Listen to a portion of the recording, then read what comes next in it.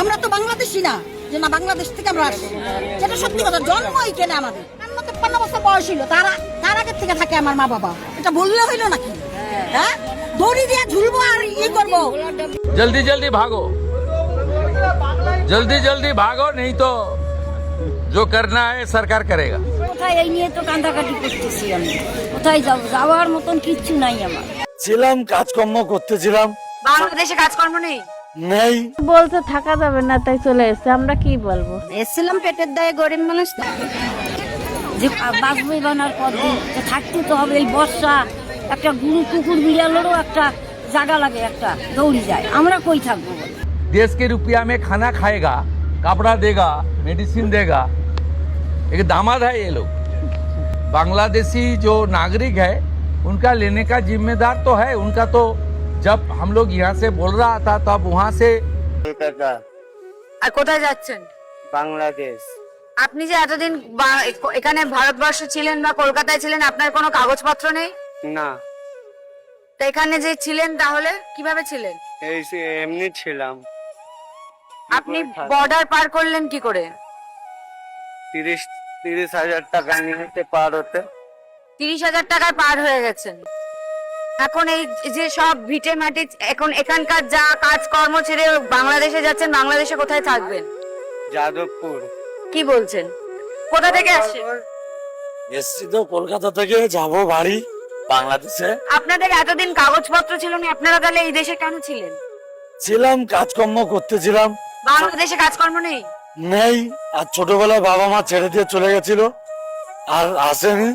ওই যা ছোটবেলা থেকে মানুষ হয়ে আছি। আমাদের না আধার কার্ড আছে, না ভোটার লিস্ট আছে, তো প্রতি বছর ভোট দিতেন? না কিচ্ছু নেই আমাদের। তো দেবো কোথা দিয়ে? কত টাকা নিয়েছিল? 2,000 টাকা নিয়েছিল। 2,000 টাকায় এই দেশ থেকে ও দেশ চলে এলে? চলে এলাম। কতদিন ধরে আছেন এই দেশে? 3 বছর, 3-4 বছর হচ্ছে। এখন কোথায় যাবেন? বাংলাদেশে? আমার দেশে আমি চলে যাবো, বাংলাদেশ, যশোর। আমার বাড়ি হচ্ছে যশোর। তো কিভাবে এসেছিলে বলো? আসছিলাম চোরাইপাতে। কত টাকা দিয়ে এসেছিলে? জানি না, শত কতদিন আছো? কত বছর? 4-5 বছর। আর এই যে এখন চলে যেতে হচ্ছে, তো বাংলাদেশ আসছে না, বাংলাদেশিদের তাই চলে যাচ্ছে। এটা তো তোমাদের দেশ নয়, তোমাদের কেন? আমাদের দেশ না বলে তো আমরা চলে যাচ্ছি আমাদের দেশ। তাহলে আসছিলে কেন? এসেছিলাম পেটের দায়ে, গরিব মানুষ। বাংলাদেশে কাজ নেই? এরকম নেই। তো এই দেশেও তো কাজ নেই, তাই এই দেশের কাজেও তো তোমরা ভাগ বসাচ্ছিলে। তাহলে ছিলাম, চলে যাচ্ছি। কিভাবে এসেছিলে? দালালের মাধ্যমে। দালাল কত নিয়েছিল? নিয়েছিল 8-9 হাজার। হ্যাঁ, 8-9 হাজার। 8-9 হাজার টাকা নিয়েছিল। আমার বাড়ি এখানে বর্ডারে, সাতক্ষীরা জেলা। এই দমদম ক্যান্টনমেন্টে ছিলাম। বছর 2 হবে। এরপরে প্রশাসন রাখবে না, তা কি করবো বলেন? আর এদের সরকার যদি না রাখে, আমরা গরিব মানুষ পেটে দিয়ে আসছিলাম, এখন সরকার যদি না রাখে তাহলে আমরা তো থাকতে পারি না, এই জন্য চলে যাচ্ছি। লিভার কি কত বছর আগে গিয়েছিলে? 5-6 বছর আগে। কোনো কাগজপত্র আছে? নেই না? এখন কি বাংলাদেশে ফিরে যাবে? তো এইখানে হঠাৎ করে আসলে কি কি কি পরিকল্পনা কি? সরকার যখন ঘোষণা দিচ্ছে ওই জন্য এসছে এখানে। এখন রিটার্ন যাচ্ছে লোকজন। আচ্ছা, ওই জন্য এখানে এসছে। এখন কোথায় বাড়ি? কোথায় বাংলাদেশে? বাংলাদেশে কোথায় বাড়ি? বাড়ি যাচ্ছে তোমার তেরোখাদা।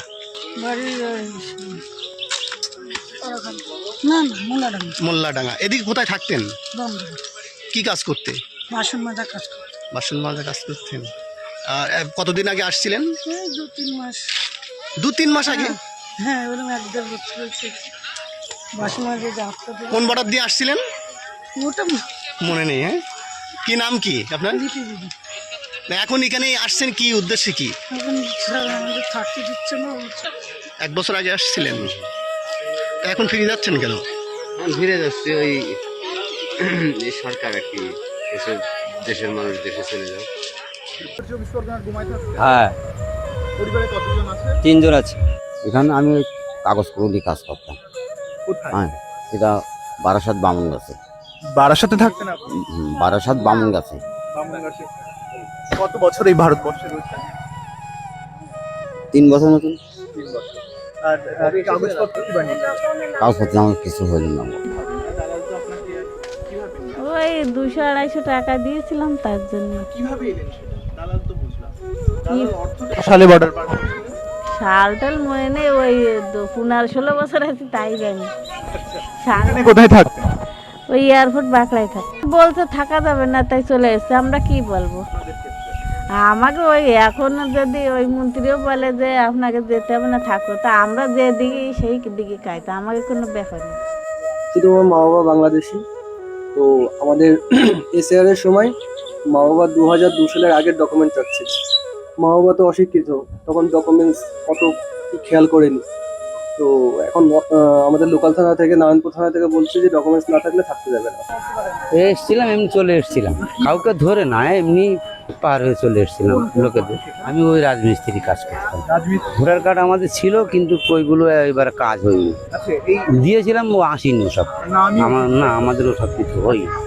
ওইটা যে জায়গায়, যে এলাকায় যে ছিলাম, সেই এলাকার লোক বলতো যে তোমরা বাংলাদেশি লোক, এখানে বিনা সবুজে থাকলে তোমাদের ধরে মারধর করবে, তেড়িয়ে দেবে, তা তোমরা এটা একটা কিছু করে না।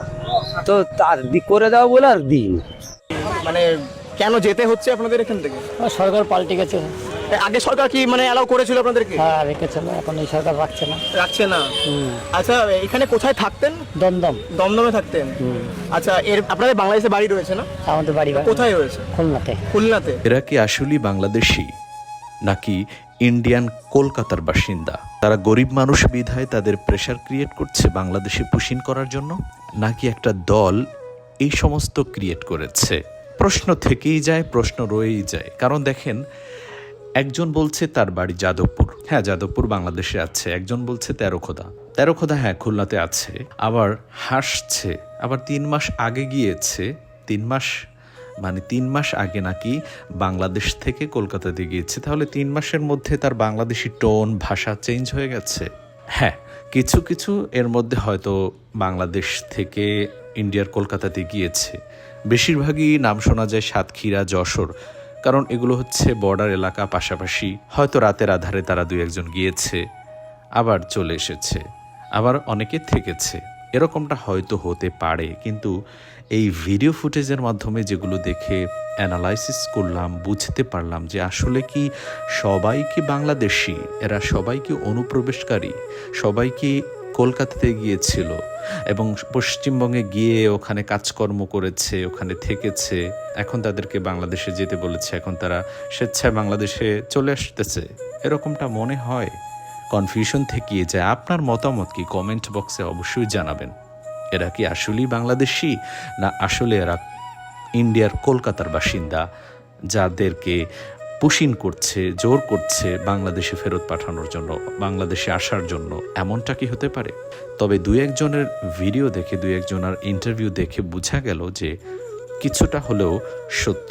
বাংলাদেশ এত সুন্দর একটা দেশ, প্রাকৃতিক দেশ, খাবারের কোনো অভাব নাই, ধান চালে ভরপুর, আলু পেঁয়াজে ভরপুর, সব কিছুতে ভরপুর। তারপরও তারা কেন অন্য একটা দেশে গেল? এই প্রশ্ন থেকেই যায়।